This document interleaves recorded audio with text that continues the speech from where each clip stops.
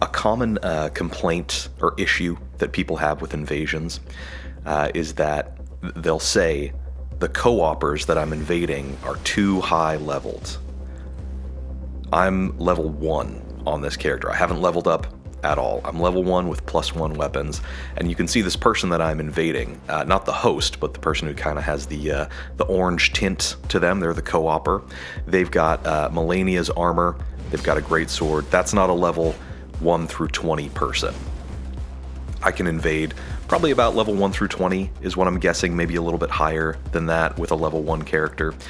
So they've summoned a co-opper who could be any level at all. They could be level 500. They could be at the level cap that's like in the 700s or something like that. And a lot of people will invade and see that and think, oh, I don't even have a chance against this person. I just want to fight people who are my level, but they've always got co-opers who are a higher level than I am. There are ways to handle high-level co-opers, and you don't have to do that much damage. You can just do that to them. But high-level co-opers, like another instance here, right? This person has Malekith's set. They've got Rivers of Blood. This is not a level 1 through 20 character. This is a co-opper who's much higher level. But you can see I got hit by Rivers of Blood there, and it didn't do that much damage. That's because co-opers are scaled. Their damage is not going to be the same as what it would be if you were invading them at their same level. They're going to have better gear than you. They're going to have more Ashes of War. They'll have different spells, but their health and their damage is going to be scaled down to where it feels a little bit better. It feels a little bit more natural, like somebody who you should actually be fighting at that level. Now, that's not a perfect solution. This has already been patched out and it's been fixed now, but under certain conditions in co-op, that scaling could be removed in previous patches. If you use the phantom finger to try and reposition yourself in the level, it would remove the scaling, and that's not a huge deal if you're invading at meta level. You know, if you're level 120, if you're level 200 or something like that, eventually the damage kind of caps out. You know, you hit those level caps and it's not a big deal. But if you're doing low level invasions, it is a very big deal if that scaling goes away. That's been fixed now. But that's a big reason why a lot of times people are intimidated by trying to invade, is because they think, well, it's going to be a 1v3 every time. Everybody who I invade is going to have 2 co-opers. They're going to be summoning blue phantoms, and they're all going to be like level 300 guys using moon veils and rivers of blood and stuff like that. And that is true. You do get a lot of those types of invasions, even when you are invading at a low level. But you also get a lot of stuff like this. And this is why I think that low-level invasions are a good place to start for people if you have never done it before. Don't feel like you have to bring a character up to meta level. You know, play through the whole game, spend like however many hours. I think even on a quick day, you know, on a quick run through, getting somebody up to that 120 level would take like probably over 10 hours. I mean, at least for me. Maybe there's some people who can do it quicker. But that's a big time investment just to get up to a level where you're doing all these invasions and you're not even having fun. But like I said, this character right now, this is level 1. I chose that starting class where you start at level 1, and I have not leveled him up at all. All I did was upgrade weapons to +1, pick up a few incantations and Ashes of War, a couple of basic weapons. A halberd and a straight sword is really all you need. Maybe a bow, you know, if you want some ranged options. But it is very easy to start invasions at even level 1, or like level 30 or 40 or something like that. You know, you can go to the big dragon in Caelid. You can get some free runes. That'll get you probably leveled up to, you know, at least 30 or something like that if you would feel more comfortable in that range. But it's not a big time investment, and I think it's actually better to start at this level for a number of different reasons. Because you will get some of those invasions where there's a level 20 host, and then he's got his level 500 buddy, who's got the full Lionel's set, who's using Rivers of Blood, who's spamming spells at you. Like, you will get those. But the damage scaling is such that if you are level 1 or like a lower level, it's going to be a lot more forgiving. If you're fighting that guy at meta level and he's spamming Rivers of Blood at you or Moonveil or something like that, it is going to rip through your health. It's gonna shred you like paper mache. But at a lower level, it's a little bit more forgiving. You can take a few more hits, and you're not going to die like immediately to it. But you also get invasions like this, which are, I think, way more fun than invasions at meta level. An invasion like this, where it's two people just doing some good old-fashioned, honest co-op. This guy either randomly summoned somebody, and this person was also kind of around his level, or they're friends who are just playing through the game together, on a Discord call or something like that. And this invasion here was it was a long invasion, which is always more fun, because if you invade somebody and you die immediately, that's obviously not fun. It can be funny if you die in a funny way, but it's not usually entertaining or engaging in the way that a good invasion is engaging. It's kind of a game of cat and mouse. The odds are stacked against you. It's usually a 2v1 or a 3v1, and it's you kind of slowly whittling these people down until you can seize an opportunity and kind of turn the fight in your favor. That's the fun thing about invasions, and I think you get more of those at a low level, because you might get more people who are just doing some honest co-op, and even if you're not, the chances of you just kind of immediately getting burst down by overpowered spells and a high-level phantom, it's not as... the chances of that are lower the lower your level is, if that makes sense. Now, you do lose some things at a low-level invasion. Your character is not going to be complete.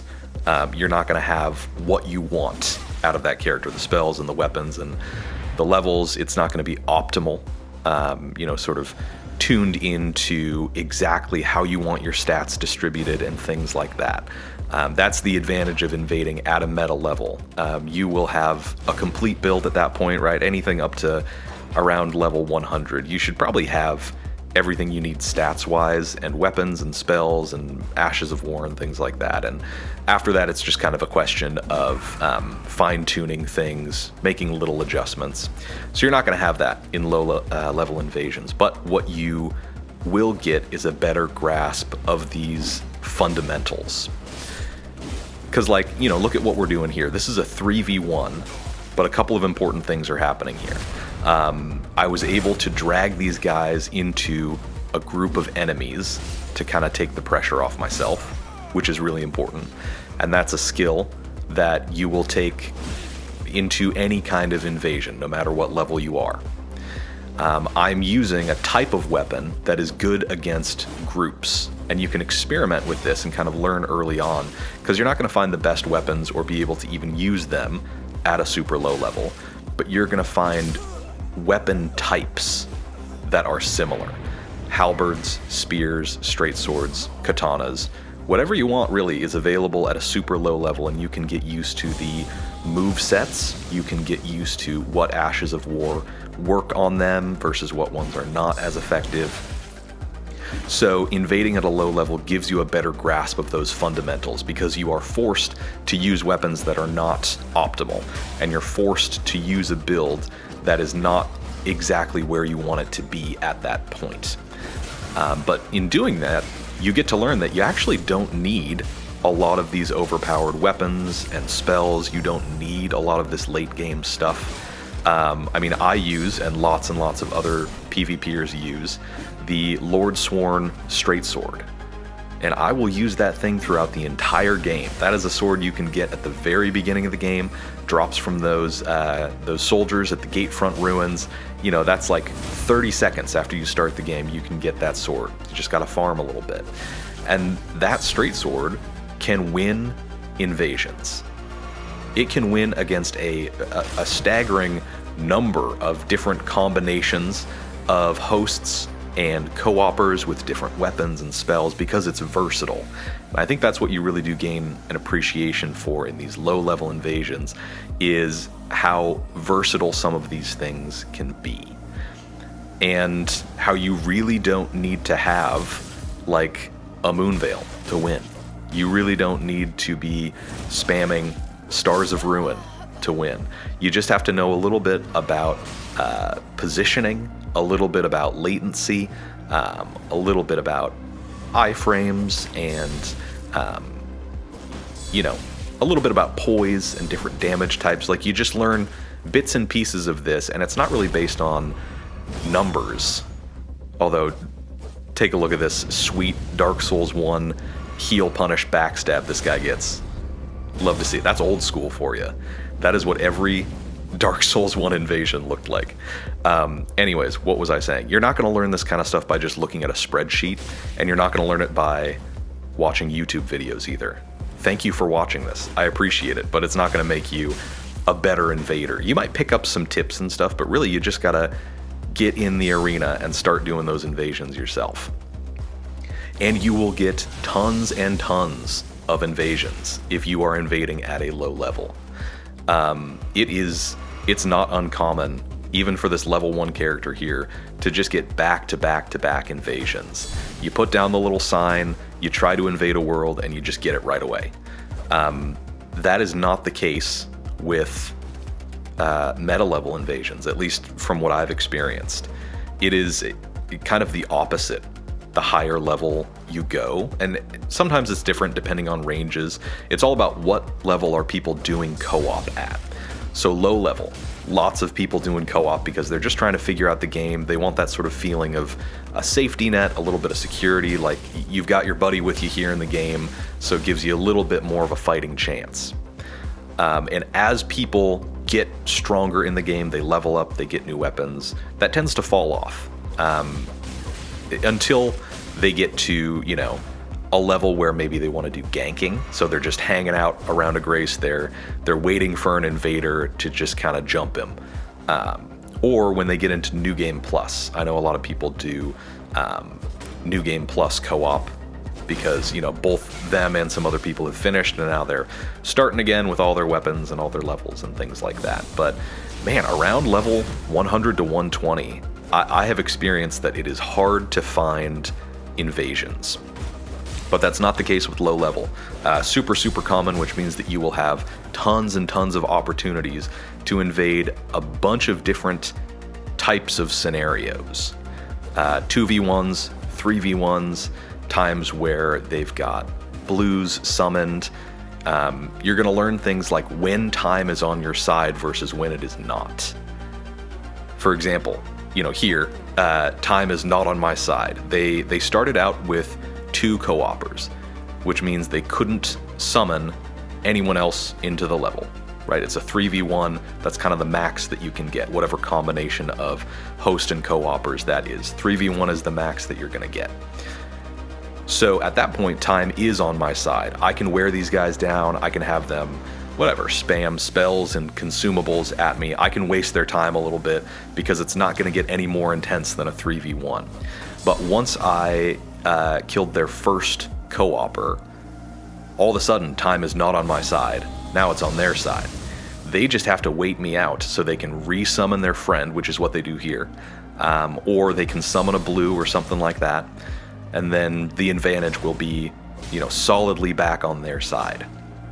So you learn this stuff. You learn something that I did not learn throughout this invasion, something that I should have done much, much earlier, how to counter certain things. You can see this guy in front of me is a big fan of blocking with this great shield, and he's a big fan of doing the guard counter. Every time I hit his shield, pretty much, he hits the guard counter button, tries to catch me with that attack, and I just kind of keep wailing on the great shield, hoping that I can break his stance, open him up for a critical hit. What I should have been doing, leave a comment if you can see it. There is a spell sitting right in my inventory that I should have been using, that could have taken care of this a lot earlier, and that is Catch Flame, what I'm doing right now. See how that just eats through his shields? You know, it doesn't matter if he's blocking. So, again, more things that you learn if you are invading at a low level. And I've been doing invasions for about a year now. Would not consider myself an expert on them at all. There's people on YouTube who have been doing it for 10 years, you know, since the original Demon Souls came out, even longer than that. But I have found that I do enjoy the low-level stuff for practicing the basics. You know, parrying things. This guy's practicing parries right here. Doesn't get one off, unfortunately, but if you want to practice parrying, invading at low level is a great place to do that. If you want to practice, you know, what spells and consumables work best for you at a low level, great place to practice.